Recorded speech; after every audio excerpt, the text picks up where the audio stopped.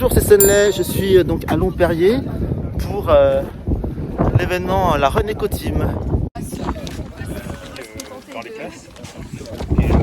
Donc Patrick donc du Renéco Team, l'ambassadeur, est intervenu dans toutes les classes de l'école ce lundi. Une petite intervention pour sensibiliser les enfants justement sur le tri des déchets, les déchets, le fait de les jeter dans la nature. Et suite à son intervention, nous avons réalisé des affiches avec les enfants pour sensibiliser la population au fait de ne pas jeter effectivement les déchets. Bonjour Patrick. Bonjour Stanley. Là on est à Longperrier pour la Renéco Team. Rapidement, qu'est-ce que c'est la Renéco Team qui a presque maintenant 6 ans, je crois que ça fait il y a que 6 ans.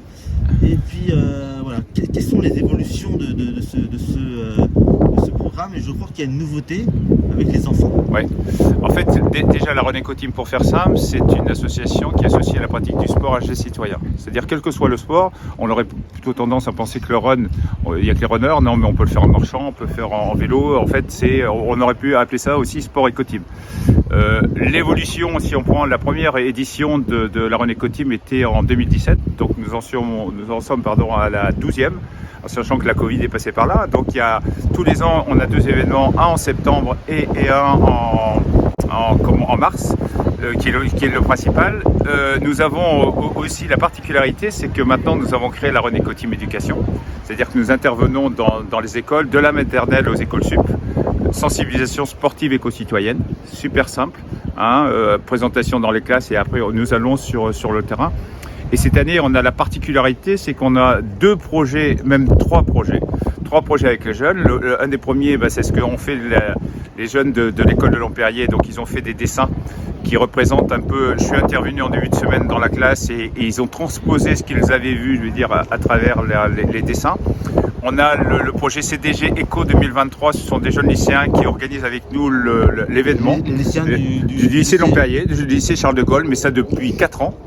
Et le troisième projet qui est super intéressant, c'est avec l'université de Meaux, où en fait des jeunes de technico-commercial de BUT ont lancé un projet d'aide à trouver un sponsor pour l'édition de la Renéco Team. Et ce sponsor, il a été trouvé à travers la société Catalano, l'imprimerie. Très bien, où leur projet nous amène à avoir une donation d'une future bâche, mais une bâche qui est orientée jeunesse. Donc à la base sport éco-citoyen, mais avec cette Renéco Team Éducation, un certain nombre de projets, avec je me souviens en mars 2017, Stanley, tu m'avais posé la question qu'est-ce que j'allais faire après la première édition. J'avais dit la jeunesse. 6 ans après, la jeunesse est au cœur de notre projet et de notre développement. Très bien. Donc là, l'année dernière, il y a eu à peu près combien de kilos de récoltés? À peu près, on va dire globalement, il y avait beaucoup de sacs, on va dire une centaine, mais on n'a pas pesé. Disons que la tendance sur la commune de Longperrier, parce que nous travaillons aussi, nous faisons ça avec la commune, c'est qu'il y a un effet Renéco. C'est qu'il y a de moins en moins de déchets à travers la sensibilisation. Et là où c'est super important, et si j'ai un message à faire passer, c'est sur cette problématique d'un déchet en particulier qui s'appelle les mégots, où un mégot ça pollue 500 litres d'eau. Alors certains me disent c'est pas 500, c'est 400, 600, c'est pas le débat. C'est simplement que tout mégot qui est jeté dans la rue atterrit dans les égouts. Comme j'explique aux enfants, ça finit à la mer. Donc toute cette pollution, je veux dire, qui est sous-jacente. Donc nous, à travers... Ça fait aussi augmenter les impôts. Bien sûr. Il y a plein de choses. Et surtout que le problème, il n'est pas de dire je suis pour ou contre les fumeurs. Ça, c'est pas le débat. C'est simplement, je veux dire, qu'à partir, si on prend l'exemple du déchet en tant que tel, il doit finir à la poubelle, il ne doit pas finir par terre.